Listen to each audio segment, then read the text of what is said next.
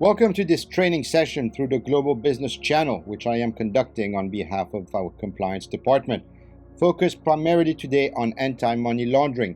I would like to express my sincere gratitude to all of you for taking the time to attend. This is our 45th channel video, and we publish weekly videos on topics related to offshore global business, corporate, financial, and compliance sectors. We encourage you to subscribe to the channel and give this video a thumbs up if you find these topics interesting. Lastly, for ease of reference, all videos are arranged in playlists which we have created on various subject matters, so feel free to browse through them. Now, without further delay, let's get started with today's training. Let's address a question that I am sure many of you would have. Why attend this training, and is it both mandatory and important? The answer to both is yes. This session will last just under an hour, and we will now proceed with today's agenda. To begin, we will cover the key legislations and regulations governing AML in Mauritius. Next, we will identify the competent authorities responsible for enforcing these laws. Following that, we will explore the global definition of money laundering and examine its recognized stages. We will also discuss the meaning of AML and some key components of its framework. Afterwards, we will consider serious consequences of money laundering from both macro and micro perspectives. Moving forward, we will look at how suspicious transactions can be reported, both internally and externally. This will lead us to review the appointments, roles, and responsibilities of the Compliance Officer, Money Laundering Reporting Officer, and Deputy Money Laundering Reporting Officer. Lastly, we will examine the severe consequences of failing to identify and report suspicious transactions by discussing the related offences under the AML and CFT laws and regulations in Mauritius. I hope you find this training session informative and engaging. As precursor to the opening agenda item, I would like to answer the first question I raised earlier in this video, which was, is this training session both mandatory and important? Chapter 12.7 regarding content of training of the Financial Services Commission's AML and CFT Handbook, dated September 2022, states that institutions, meaning our employer, is required under Regulation 22(1)(c) of the Financial Intelligence Anti-Money Laundering Regulations 2018-2A, provide directors, officers, and employees with adequate training to equip them with the skills needed to effectively analyze information and documentation, enabling them to assess whether transactions or actions may be associated with money laundering or terrorist financing. B, outline the procedures to be followed when any connections to money laundering or terrorist financing are identified. C, distribute a copy of the employer's AML CFT policies, procedures, and controls manuals to employees in any suitable format. And D, ensure that employees are fully informed of all relevant legislative requirements. Hopefully, you will now appreciate the purpose, reasoning, and relevance of this current and future training sessions. Furthermore, the next paragraph states that the training sessions provided should cover A, the Financial Intelligence and Anti-Money Laundering Act 2002, the FMLRO Regulations 2018, and related AML/CFT codes issued by the FSC.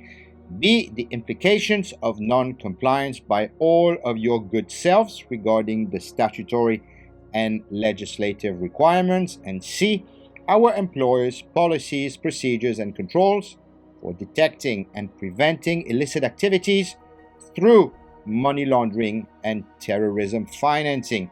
In simpler terms, Section 22(1)(c) of the FMLRO Regulations 2018 states that every reporting person, as we shall see later, this includes our employer, must implement AML and countering the financing of terrorism programs based on the risks identified and the size of the business.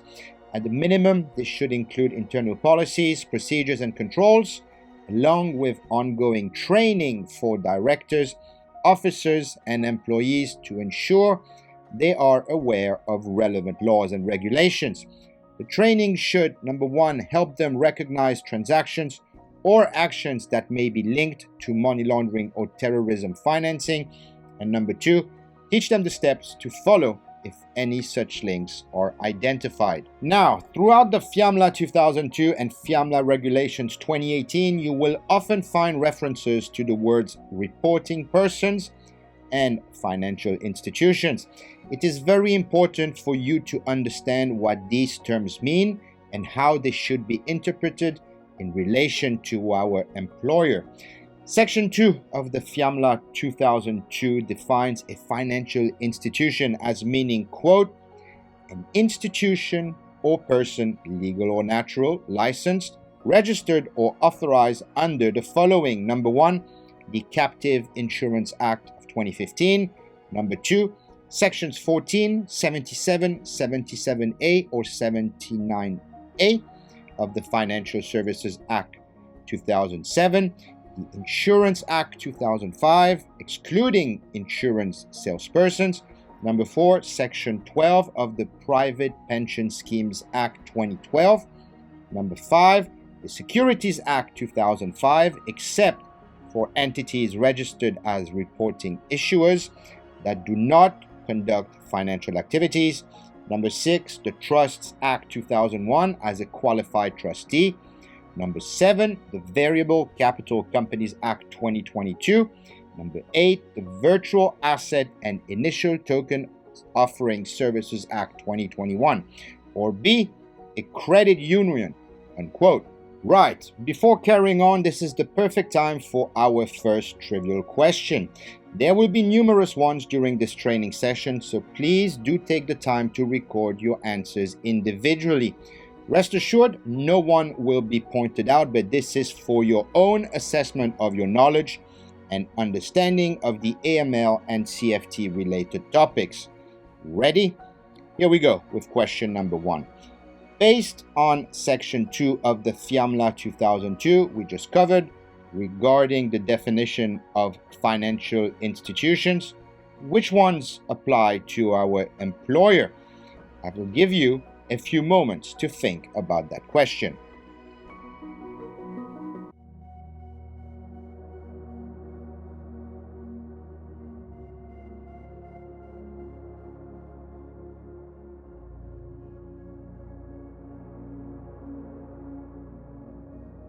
If you selected number 5, you would be correct. Our employer holds a global business license issued by the Financial Services Commission of Mauritius, or the FSC, under Section 71, Global Business Corporation of the Financial Services Act 2007, or FSA 2007.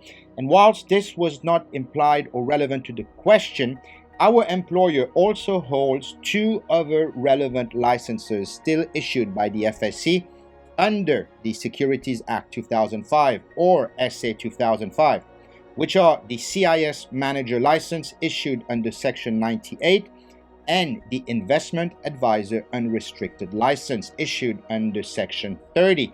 The fact that our employer holds both of the said additional relevant licenses classifies it as a financial institution under the FMLA 2002. I hope this makes clear sense. For quick reference purposes, let's cover a few definitions of some of the key words we just encountered. A CIS stands for Collective Investment Scheme, which is essentially an investment fund. Section 2 of the SA 2005 defines a CIS as a company, trust, or legal entity approved by the FSC that pools funds to invest in a diversified portfolio of assets, such as securities or money market instruments. It operates on the principle of risk diversification, must redeem securities at net asset value on request of the subscriber or investors, and the said subscriber or investors do not manage day-to-day operations of the scheme. It includes closed-ended funds listed on exchanges, but excludes specific schemes mentioned in the first schedule of the SA 2005. A CIS manager is therefore the investment manager of the collective investment scheme. It is responsible for overseeing and managing the operations of a CIS. This includes handling the scheme's investments, ensuring risk diversification, complying with regulatory standards, and acting in the best interest of the investors. The manager makes investment decisions and manages the day-to-day operations of the scheme while adhering to the scheme's objectives and guidelines. For us, our employer manages the investment decisions of both protected cell companies' funds. The Investment Advisor Unrestricted License, on the other hand, permits our employer to provide advice on buying, selling, and managing investments like stocks, bonds, or mutual funds. It offers personalized financial guidance to individuals or organizations based on their financial goals, risk tolerance, and market conditions, for a fee, of course. Investment advisors are required to register with the FSC and adhere to fiduciary duties, meaning they must act in their client's best interest. Moving on to the words, quote, reporting person, end quote. We can observe that Section 2 of the FMLA 2002 defines a reporting person as meaning a bank, a financial institution, which we just covered and went over, a cash dealer, or a member of a relevant profession. To connect both terms together, and based on what we just read and interpreted from the FMLA 2002, a financial institution, meaning our employer, is therefore a reporting person under the Act. Let's now move on to the first item of the agenda, which covers the key legislation and regulations governing AML in Mauritius. But first, here's question number 2. Once again, please do individually keep track of your responses. Ready? Here we go. What are the key pieces of legislation and regulations that govern the AML regulatory framework in Mauritius? Is it A, the Financial Intelligence and Anti Money Laundering Act 2002, B, the Financial Intelligence and Anti Money Laundering Regulations 2018, C, Financial Crimes Commission Act 2023, D, the Prevention of Corruption Act 2002, E, all of the above, or F, only A, B, and C. Once again, I'll give you a few moments to think about the question.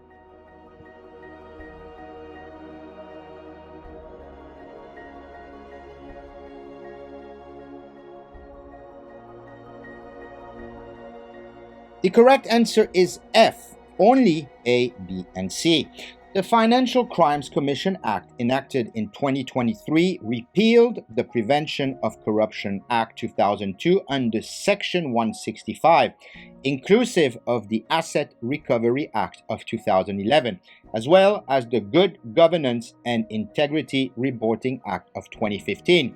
Mauritius has a robust legal and regulatory framework for anti-money laundering and countering the financing of terrorism, aligned with international standards, particularly the recommendations of the Financial Action Task Force, or the FATF.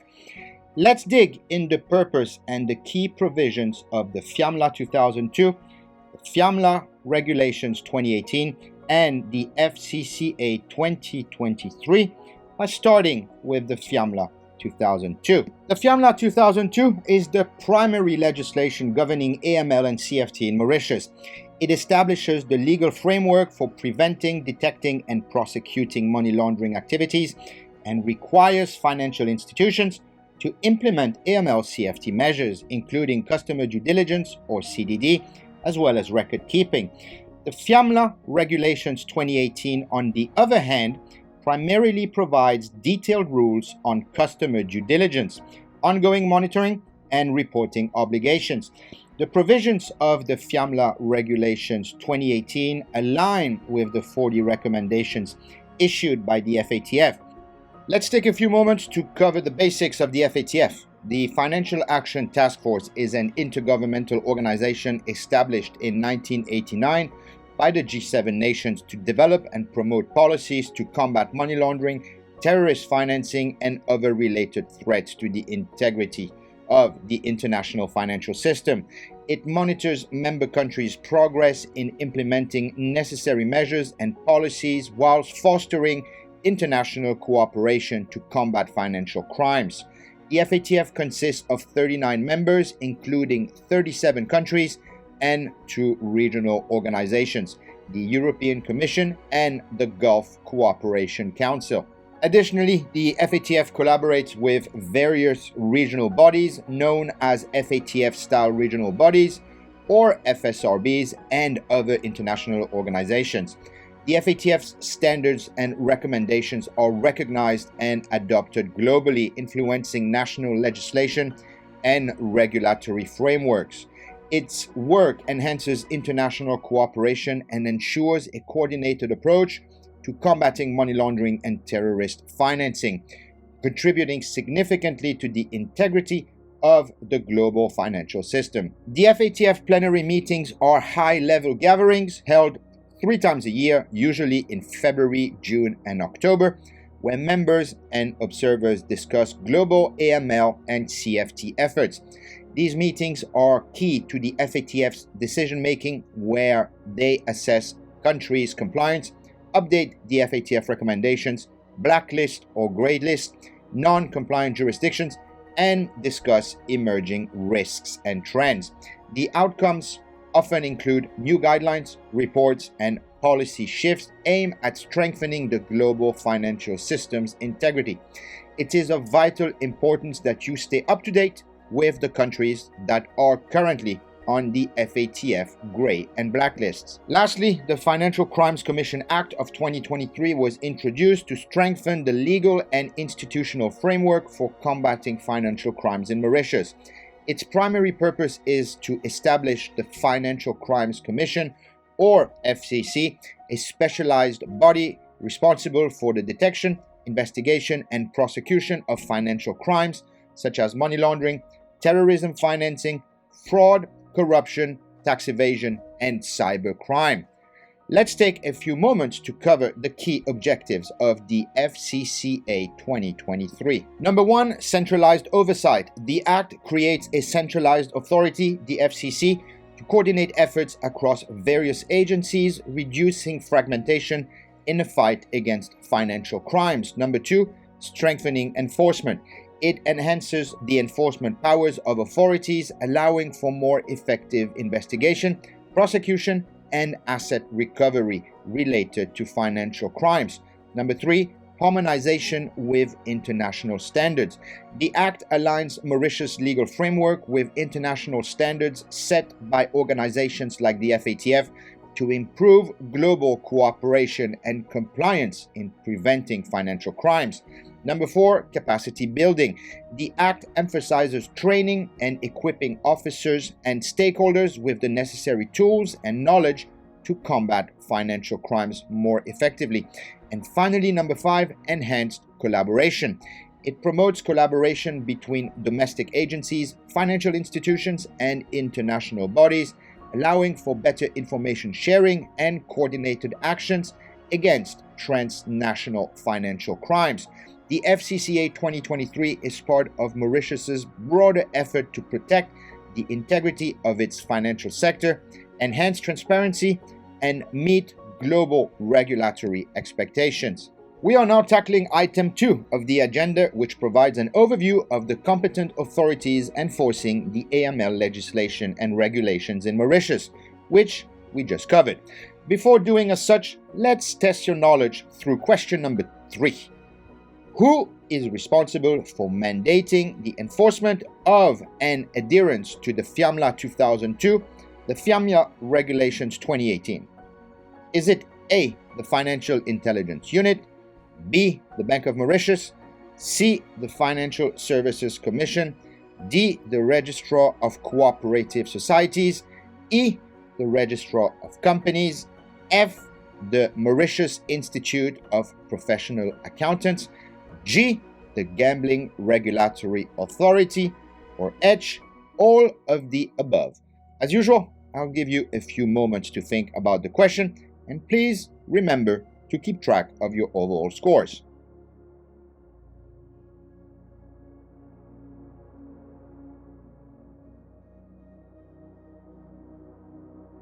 The correct answer is H, all of the above. Section 18(1)(a) of the FMLA 2002 states, quote, "The supervisory authorities may issue such codes and guidelines as they consider appropriate to combat money laundering activities and terrorism financing to banks, cash dealers, or financial institutions, subject to their supervision," end quote. Concerning our sector, the Financial Services Commission shall supervise and enforce compliance by financial institutions with the requirements imposed by this Act, regulations made under this Act, and such guidelines as it may issue under paragraph A, end quote. Let's now scrutinize how, quote, supervisory authorities are defined. Section 2 of the FMLA 2002 defines them, meaning, quote, "The Bank of Mauritius, the Financial Services Commission, the Registrar of Cooperative Societies under the Cooperatives Act, and any regulatory body specified in column 2 of part 1 of the first schedule," end quote. The first schedule thereafter includes the Mauritius Institute of Professional Accountants, the FIU, the Gambling Regulatory Authority, as well as the Registrar of Companies as additional regulatory bodies. The same applies to the FMLA Regulations 2018. Regarding the FCCA 2023, Section 4, the Commission states that, quote, "Number 1, there is established for the purposes of this Act a commission to be known as the Financial Crimes Commission. Number 2, the Commission shall be a body corporate. Number 3, subject to this Act, this Commission shall, in the discharge of its functions and exercise of its powers, not to be under the direction or control of any person or authority," end quote. We now reach item 3 of today's training agenda concerning defining and understanding money laundering and the cycle stages therein. By globally accepted standards, money laundering is the process of disguising the origin of money obtained through illegal activities so that it appears to have been legally acquired. Criminals use money laundering to integrate their illicit gains into the formal economy without raising suspicion. This process is illegal and is often closely tied to organized crime, corruption, terrorism, human and drug trafficking. The purpose of money laundering is to make, quote, "dirty," unquote, money appear, quote, "clean," end quote. And now, cheers to trivial question number 4. Once again, please do keep track of your overall scores. Here we go. The definition of money laundering with regards to the AML legislative framework in Mauritius is found in A, the Financial Intelligence and Anti Money Laundering Act 2002, B, the Financial Intelligence and Anti Money Laundering Regulations 2018, C, the Financial Crimes Commission Act 2023, or D, all of the above. Once again, I'll give you a few moments to reflect on question number 4.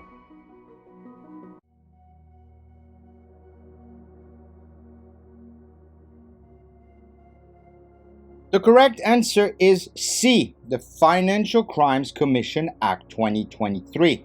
Although the term money laundering is often quoted and used in the FMLA 2002 and the FMLA Regulations 2018, it is Section 36(1) of the FCCA 2023 that define its meaning by saying, quote, "Any person who A, engages in a transaction that involves property which in whole or in part or directly or indirectly is or represents the proceed of a crime, or B, receives, is in possession of, conceals, disguises, transfers, converts, disposes of, removes from, or brings into Mauritius any property which in whole or in part or directly is or represents the proceed of crime." We have not completed the entire section of the FCCA 2023 because there's a reason for this.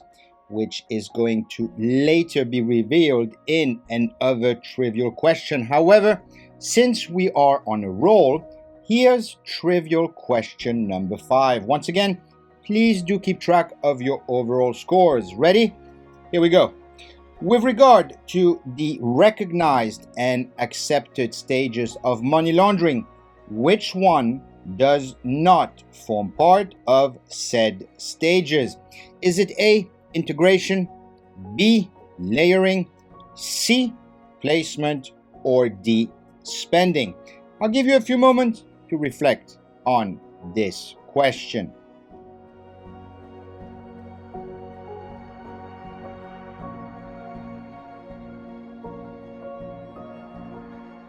The correct answer is D, spending. Spending is not part of the money laundering cycle or end stages. The 3 stages of money laundering, which may sometimes overlap and not always follow a definitive and/or fixed pattern, include placement, layering, and integration. Let's now review the 3 stages, starting with placement. By general rule of thumb and definition, placement is usually the first stage where illegal funds are introduced in the financial system. The goal is to move the money away from its illegal source without detection. Methods used in a stage include, but are not limited to, number 1, depositing small amounts of cash into various bank accounts, which is technically defined as structuring or smurfing. Number 2, purchasing high-value items like real estate, cars, jewelry, or expensive works or pieces of art. And number 3, using casinos or foreign exchanges to convert cash into other financial instruments.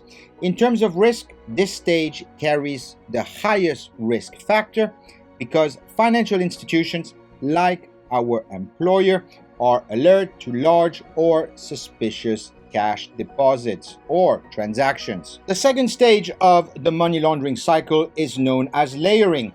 By definition, this stage involves making complex and numerous layers of financial transactions to obscure the origin of the money and make it harder to trace. Methods involved during this stage include, but are not limited to, number 1, moving the money through various accounts, often across different countries and or jurisdictions. Number 2, buying and selling assets, for example, real estate, luxury items, and other similar things. 2, further conceal the source. And number 3, investing in legitimate businesses or complex financial products like offshore trusts or shell companies, or even investment funds like both PCCs of our employer. In terms of risk, the purpose of layering is to create confusion and distance between the launderer and the money, making it harder for authorities to detect. And finally, we have the last and final stage of the money laundering cycle, which is known or referred to as integration, where the laundered money is reintroduced into the legitimate economy, appearing as legally earned income. Methods used by criminals during this stage include, but are not limited to, number 1, investing in legal businesses, or once again, investing in our PCC structures. Number 2, purchasing luxury goods or real estate, which can now be sold for clean money. And number 3, using the funds for personal or business expenses.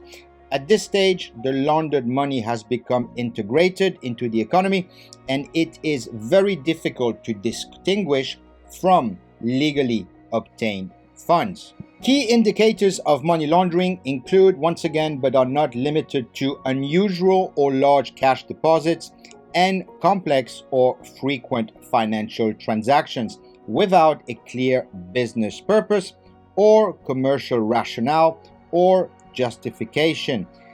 Transactions involving high-risk jurisdictions and structured payments designed to avoid regulatory reporting thresholds. On the 21st of January 2014, the Financial Intelligence Unit of Mauritius, or the FIU, issued Guidance Note 4 on suspicious transaction reporting, which has since been updated as of November 2020. Chapter 8 of Note 4 identifies industry-specific indicators regarding identifying suspicious transactions. We shall also be covering Chapter 7, which outlines specific examples of indicators of suspicious transactions. This will be covered in extensive detail during the team's next training, which will be scheduled for this coming mid-December, just before Christmas. Although the consequences of money laundering will be discussed in detail later on during this training, I want to use this opportunity to remind you all that money laundering is illegal in most jurisdictions and can lead to severe penalties, including heavy fines, asset forfeiture, and imprisonment. Additionally, it undermines financial institutions like our employer, distorts economic stability, and funds further criminal activity. We now reach item 4 of today's agenda, focusing on the meaning of AML and some of the key components of its framework. AML, or Anti Money Laundering, refers to the set of laws, regulations, and procedures implemented to prevent criminals from disguising illegally obtained funds as illegitimate income. The primary aim of AML is to detect, deter, and report suspicious financial activities that might indicate money laundering, financing of terrorism, or other financial crimes. Financial institutions like our employer are at the forefront of these efforts, as they are frequently exploited for laundering illicit funds. Let's now take a look at some of the key components of the AML framework for financial institutions. Number 1, customer due diligence, or CDD, and know your customer, or KYC.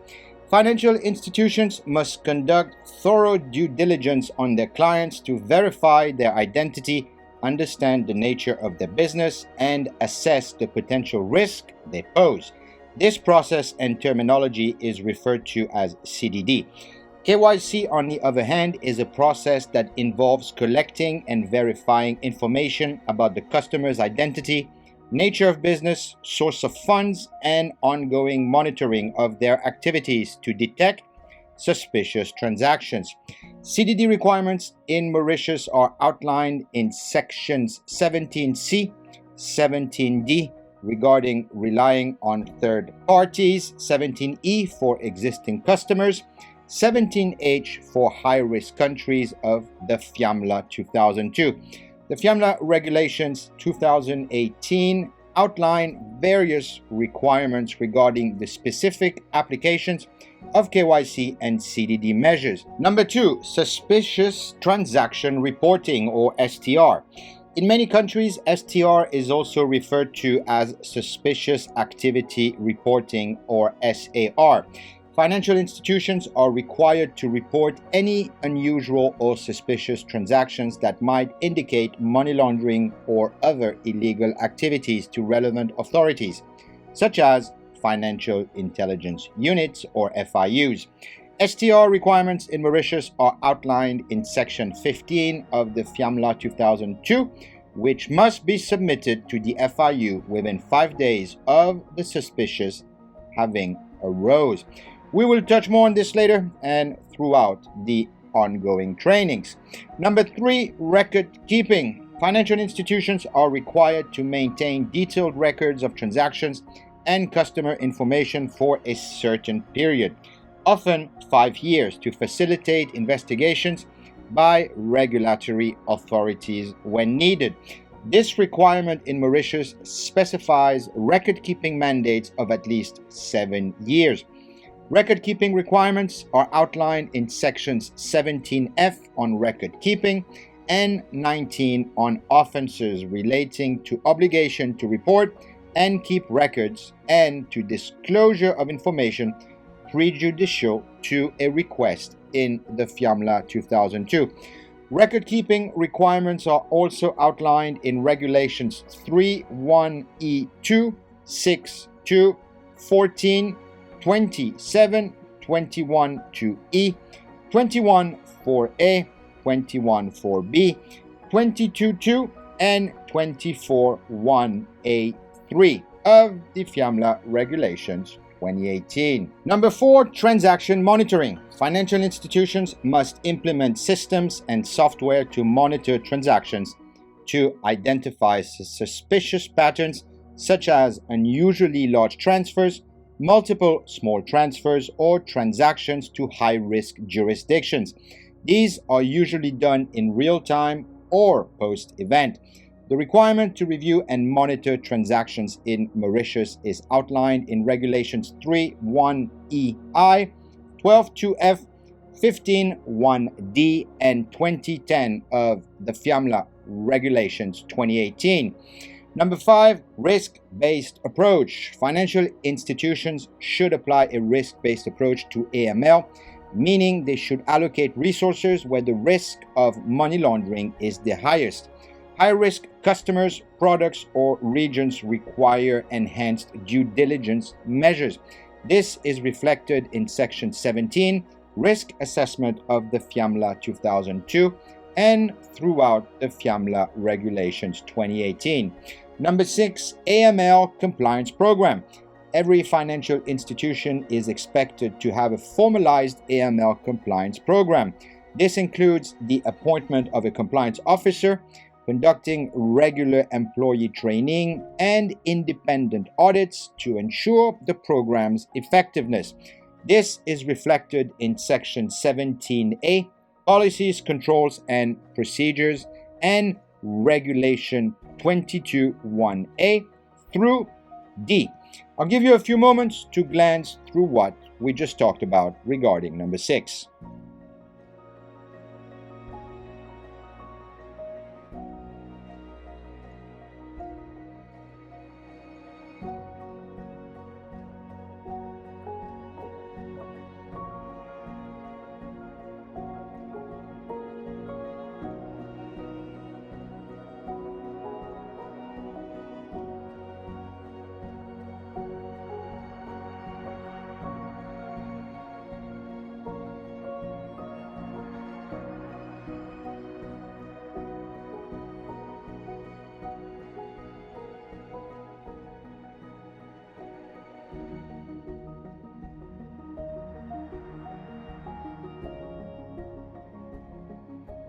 And lastly, number 7, sanctions compliance. Financial institutions must ensure that they are not doing business with individuals or entities listed on international sanctions lists, such as those maintained by the United Nations OFAC or the Office of Foreign Assets Control or other regulatory bodies. This provision is reflected throughout the FMLA 2002, as well as the Mauritius United Nations Financial Prohibitions, Arms and Embargo and Travel Bans Sanctions Act of 2019. This is enhanced in Section 25, Reporting Obligations, 39, Reporting of Suspicious Information, 40, Supervision by Supervisory Authorities, and 41, concerning internal controls. Lastly, Section 19N, Administrative Sanction of the FMLA 2002, provides for administrative sanctions and compounding of offences for failures to abide to the UN Sanctions Act 2019. And here's to item 5 of today's agenda, where we will briefly address the serious consequences of money laundering from both macro and micro perspectives. The difference between macro and micro perspectives primarily lies in the scope and focus of the analysis. The macro perspective is about understanding big picture trends and external influencers, while the micro perspective focuses on individual parts and their interactions within the larger system. Both are necessary for comprehensive analysis. That being said, money laundering has serious consequences for financial institutions, affecting them both on macro and micro levels. Macro consequences include: number one, economic instability. Large-scale money laundering can distort economies by inflating asset prices and introducing illicit funds, which can lead to misallocation of resources. Number two, reputational damage.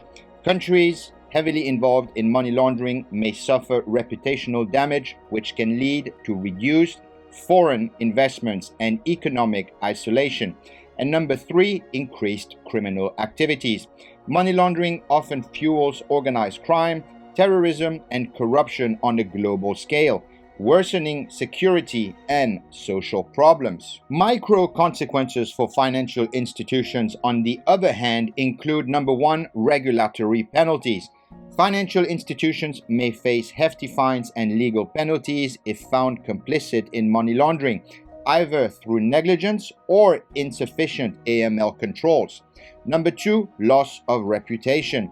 Involvement in money laundering damages an institution's reputation, which can lead to a loss of customers, partners, and business opportunities. And number three, operational risks. Money laundering exposes financial institutions to risks of financial losses, legal liabilities, and disruption of business operations if they are used for illicit purposes. These consequences make robust AML frameworks essential for financial institutions like our employer. And now, here's trivial question number 6. Since we have just overviewed the macro and micro perspectives of the consequences of money laundering, which publication and exercise was launched in Mauritius in 2017 to identify, understand, and assess the money laundering and terrorist financing risks faced by Mauritius from both macro and micro perspectives? Is it A, the UN Sanctions Act 2019, B, the FMLA Regulations 2018, C, the National Money Laundering and Terrorist Financing Risk Assessment 2019, or D, all of the above? I'll give you a few moments to think about it.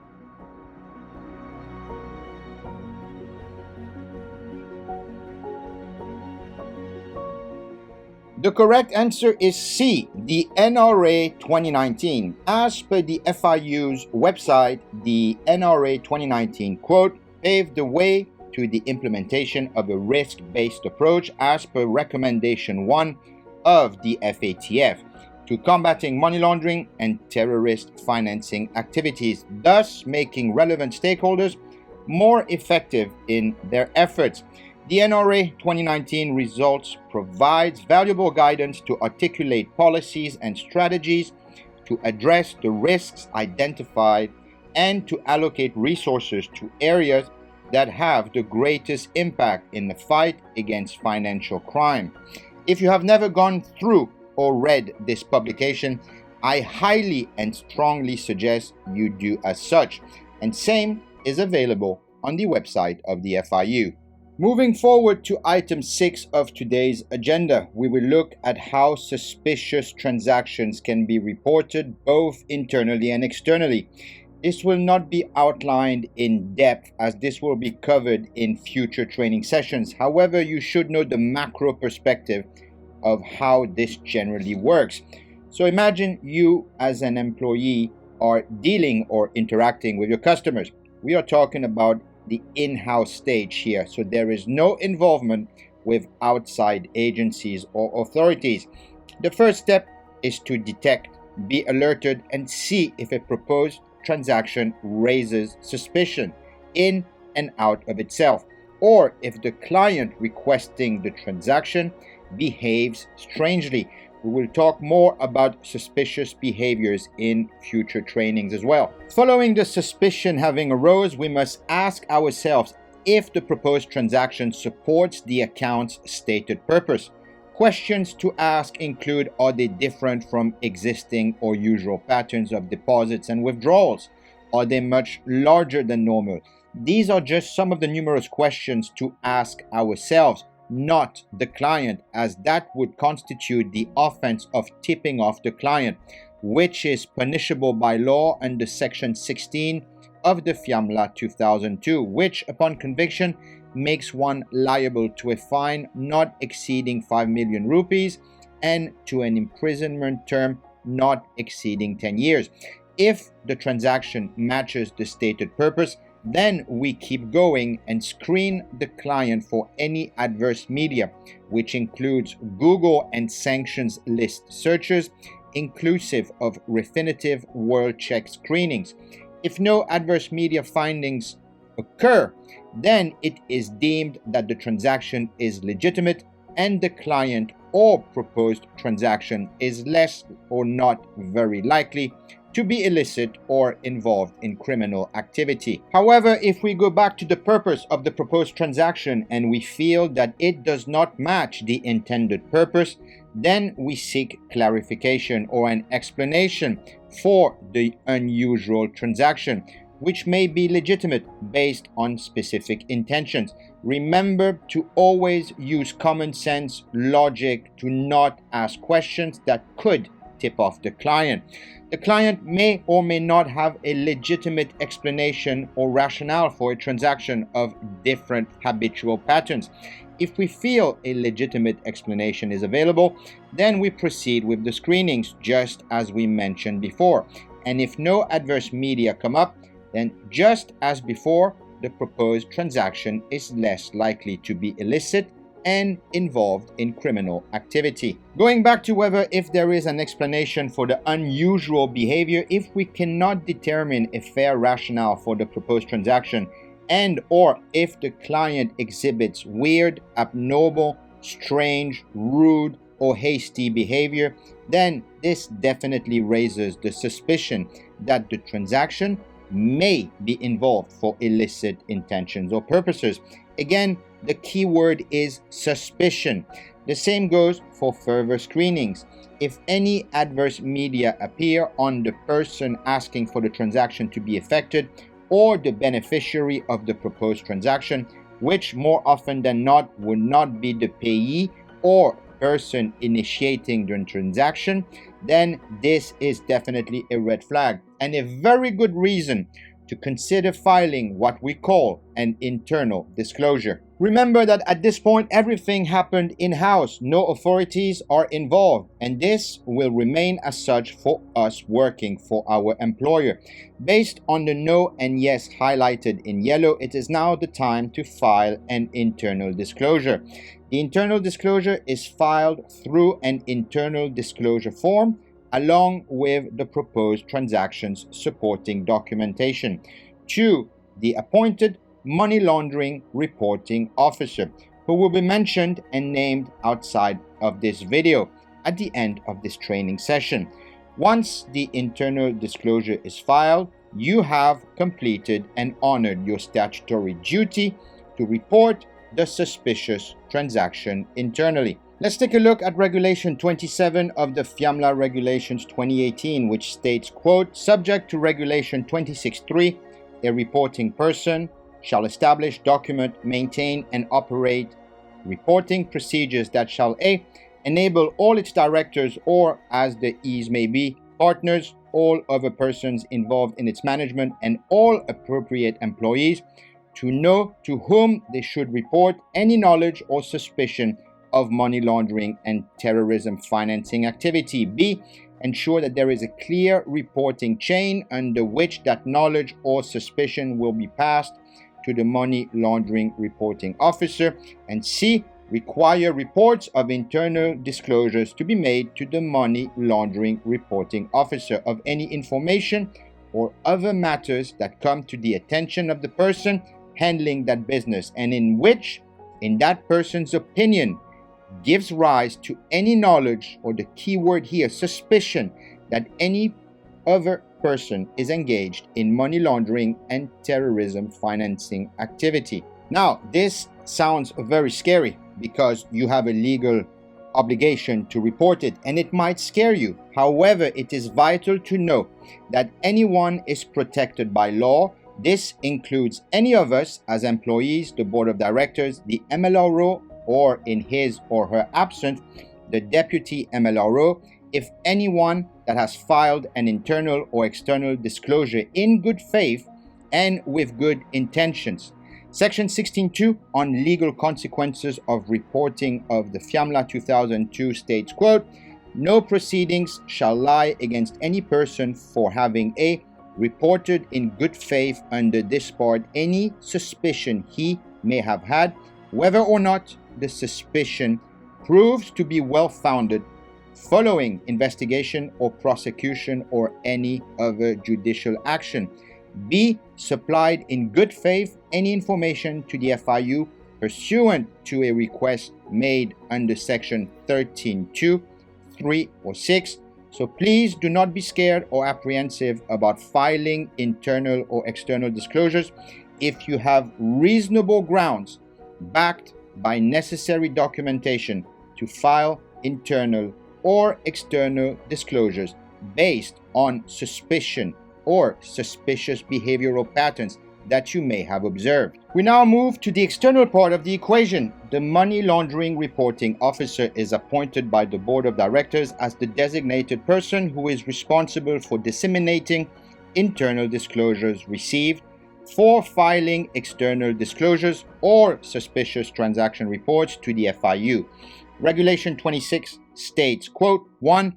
A reporting person shall appoint a money laundering reporting officer to whom an internal report or disclosure shall be made of any information or other matter which comes to the attention of any person handling a transaction and which, in the opinion of the person, gives rise to knowledge or reasonable suspicion that any other person is engaged in money laundering or the financing of terrorism, end quote. Regulation 29 in turn states, quote, 1. Subject to Regulation 26.3, where an internal disclosure has been made, the Money Laundering Reporting Officer shall assess the information contained within the disclosure to determine whether there are reasonable grounds for knowing or suspecting that the activity is related to money laundering, terrorism financing, or proliferation financing. 2. The MLRO shall forthwith make a report in accordance with Section 14 of the Act to the FIU where he knows or has reason to believe that an internal disclosure may be suspicious. Number 3. Where the FIU receives a report made by the MLRO, pursuant to paragraph 2, it shall acknowledge receipt of the report forthwith, end quote. So lastly, to recap, internal disclosures are filed by internal members of a reporting person in Mauritius to the MLRO, or in his or her absence, the DMLRO. The MLRO then assesses the information contained in the internal disclosure alongside the supporting documentation and then considers whether or not an external disclosure or suspicious transaction report should be filed with the FIU. We are now approaching the end of today's training and now on to item 7 of the agenda regarding the appointments, roles, and responsibilities of the Compliance Officer, Money Laundering Reporting Officer, and Deputy Money Laundering Reporting Officer. As previously seen from the FMLA Regulation 22.1a, every reporting entity must create and implement AML and CFT programs. These programs should consider the identified risks and the size of the business, and at a minimum, the programs must include policies, procedures, and controls, including appointing a senior management level compliance officer responsible for implementing and ensuring ongoing compliance with the FMLA 2002 and related regulations, such as the FMLA Regulations 2018. As per the FMLA Regulations 22.3, the Compliance Officer's role includes 1. Ensuring ongoing compliance with laws and regulations under the supervision of the board and senior management. 2. Overseeing daily anti-money laundering and terrorism financing programs.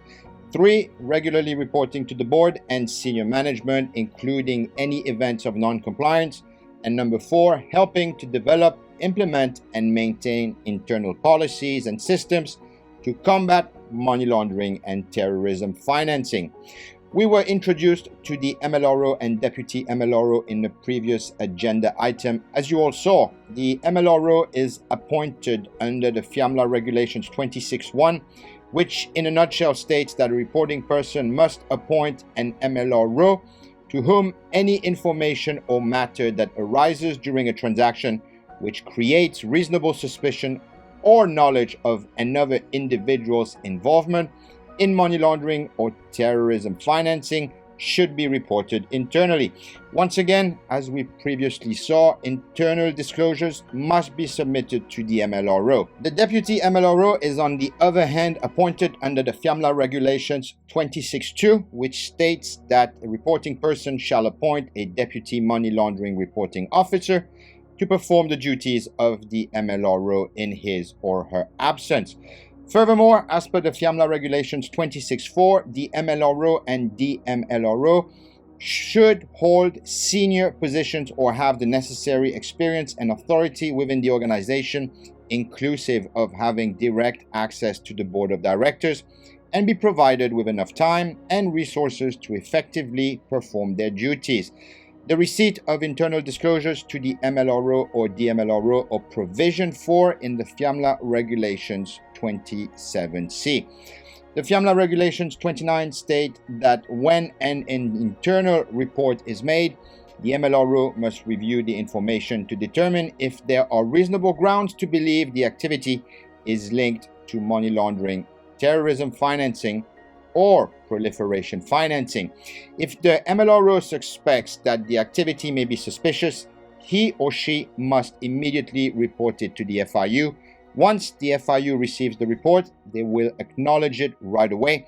Lastly, as per Section 14.1 of the FMLA 2002, regardless or in spite of Section 300 of the Mauritius Criminal Code or any other law, a reporting person or auditor must report suspicious transactions to the FIU as soon as they become aware of it, and no later than 5 working days after the suspicion first arose, meaning 5 working days from the receipt of the internal disclosure. And finally, we have the last item of today's agenda, where we examine the severe consequences of failing to identify and report suspicious transactions, inclusive of related money laundering offences under the AML laws and regulations in Mauritius.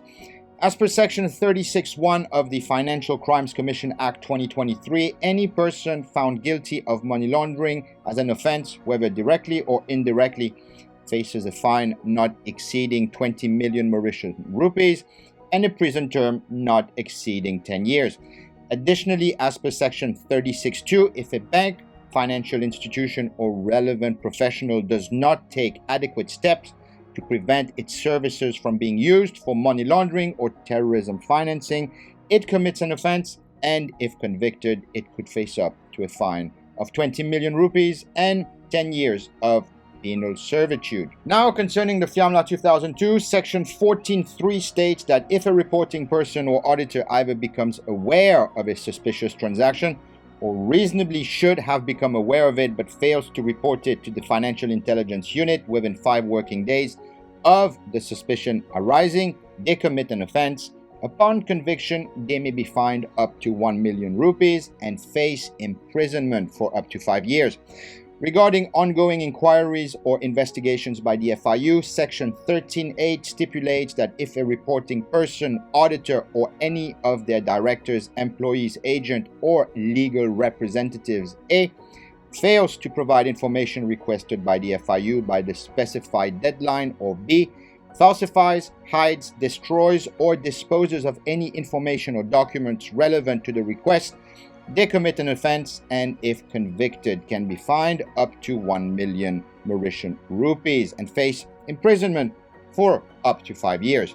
Section 16.1 of the FMLA 2002 regarding the legal consequences of reporting states that a reporting person and any of their officers shall not disclose to any person that a suspicious transaction report is being or has been filed, or that related information is being or has been requested by, furnished, or submitted to the FIU. The penalty for what is termed tipping off the client carries a fine not exceeding 5 million Mauritian rupees and a penal servitude not exceeding 10 years. And lastly, off to the FMLA Regulations 2018, and we see that as per Regulation 33, that any contravention of the provisions of the said regulations would, upon conviction, result in a fine not exceeding 1 million rupees and a prison sentence of up to 5 years. That's it for today's training on AML as per our agenda. I hope you really enjoyed it. It was a pleasure for me to be speaking to you, training you. Great enriching experience. I'd like to thank you once again for taking the time to attend this training, and there will be numerous ones as per our internal procedures manual and schedules. Thank you very much, everyone. Take care, and we'll catch you in the next one. Cheerios.